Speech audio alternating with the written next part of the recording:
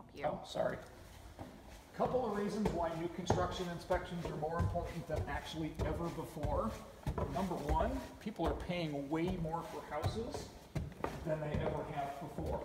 They are projecting between sometime in the next 6 to 12 months that this house is going to be 20 to 25% more expensive than it is right now. It's already $50,000 to $60,000 more expensive than it was 6 months ago. So people are paying more for houses now than they ever have before. We're facing some pretty severe material shortages. We're not seeing it in this house, but we're seeing a lot of bad lumber out there these days. And we actually just spoke to the superintendent building this house, who's kind enough to let us film in here. He currently has 17 houses that he's in charge of. They normally like to have their typical workload at about 8 to 10.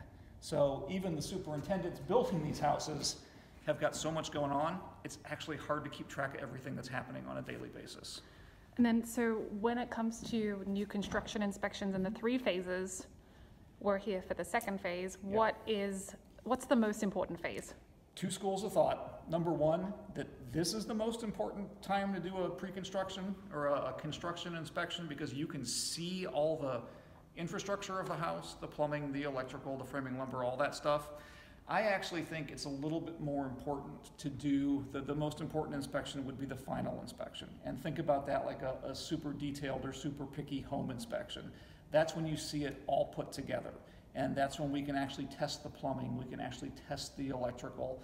We'll actually walk the roof at that point in time because guys are going to have been walking that roof the entire time this house is being built. So if it's me, I think the most important one is actually that final inspection. Out of the 3, if you have to skip one, I would skip the foundation inspection because that's when we're least likely to find something, and I would do at least the pre-drywall and the final inspections. There's just a lot that's going to change between now and when this house is actually finished.